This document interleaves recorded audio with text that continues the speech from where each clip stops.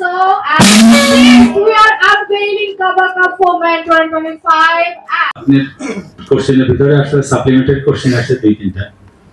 সভাপতি মহোদয় একা দায়িত্ব নিয়ে আসলে একটা ফেডারেশন কেউ কিন্তু এককভাবে চালাতে পারে না ভাই। এটা বেসিক্যালি আমরা কিন্তু সবাই আছি, আমরা একসাথে আছি, আমরা একসাথে চেষ্টা করতেছি।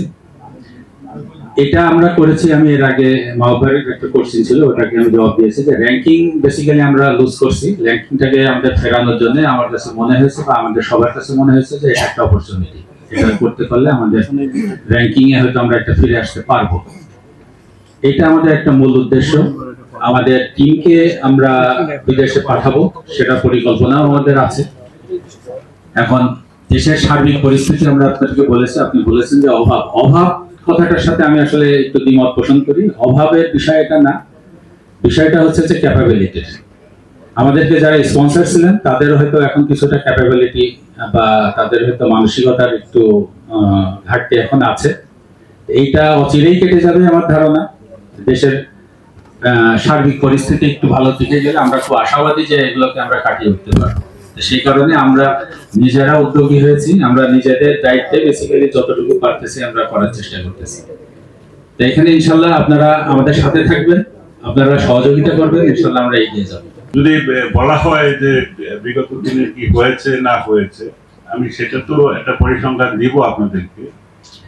আমরা সেই সময় আমাদের একটা খেলার যে ভলিবল খেলার যে একটা প্রাণ ছিল, সেই প্রাণটা আস্তে আস্তে হারিয়ে যায়। কিন্তু সেখানে আমাদের রেজাল্ট ছিল তখন বোধ আমরা 61 র্যাঙ্কিং ছিলাম বাংলাদেশ। তো এবার আমরা আসলে সত্যি সেটাকে পুনরুদ্ধার করার জন্য আমরা আসলে আমাদের যে কমিটিটা হয়েছে এখন বর্তমানে, এটা বেসিক্যালি আপনি বলতে পারেন সব ন্যাশনাল ভলিবল প্লেয়ার এবং ভলিবল প্লেয়ারের সমন্বয়। আমি প্রথম কথাই বলবো যে আমরা হয়তো সেই সময় অনেক আর্থিক সহযোগিতা পেয়েছিলাম, এবং শুধু আর্থিক দিক দেখলেই হবে না, যারা এই খেলাধুলাটাকে ধারণ করে সেটাকে এগিয়ে নেওয়ার জন্য আমি বলবো যে সেখানে অক্লান্ত পরিশ্রম করতে হবে, তার সেই খেলা সম্বন্ধে মুখ্য জ্ঞান থাকতে হবে। সেটুকু যদি না থাকে, কোনো আমি বলবো যে অর্গানাইজার বলেন যাই বলেন, তারা আসলে কোন পর্যন্ত এটাকে এগোতে পারবে আমার মানে সন্দেহ আছে। ষোলো সাল থেকে ন্যাশনাল টিমে আছি, কন্টিনিউ খেলে যাচ্ছি, আপনাদের দোয়াতে আসলে চেষ্টা করছি ফাইনালে ওঠার জন্য, এবং ফাইনালটা আমাদের কাছে গুরুত্বপূর্ণ। কারণ ফাইনালের টিম না গেলে কিন্তু আসলে রেজাল্ট ততটা ভালো হয় না। এদের মূল উদ্দেশ্য আমাদের ফাইনাল খেলা, ফাইনালটা খেলতে পারলে না আমাদের রেজাল্ট হবে। তাছাড়া আমাদের কোচ অ্যাক্টিভ আছে এবং মনে হয় অনেক কিছু শিখতে পারি তার কাছে এক মাস সময়।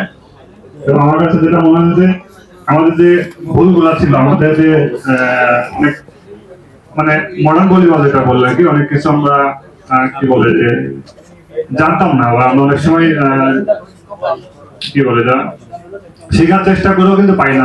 তারা সে আসার পর থেকে চেষ্টা করছি এবং অনেকটা ইমপ্রুভ করছি। তো দুটো ম্যাচ খেলছি আমরা আফগানিস্তানের সাথে। আফগানিস্তানের বিগ টিম না, বিকজ 2 ইয়ার্স লাস্ট 2 ইয়ার্সে আমরা লস করতে গেছে, হেরে গেছি। কিন্তু কালকে এবং গত পরশু দিনে আমরা ম্যাচে আমরা জিতছিলাম আফগানিস্তান ফ্রেন্ডলি ম্যাচে। তো এটা আমাদের বড় উদ্দেশ্য না, আমাদের উদ্দেশ্য এখানে শ্রীলঙ্কা আছে, এখানে তুর্কমেনিস্তান ভালো টিম, তো ওদেরকে বিট করে আমার জন্য একটা চ্যালেঞ্জ। আশাবাদী আমরা পারবো, আপনারা সাপোর্ট দিন, অবশ্যই বাংলাদেশ ভলিবল এগিয়ে যাবে।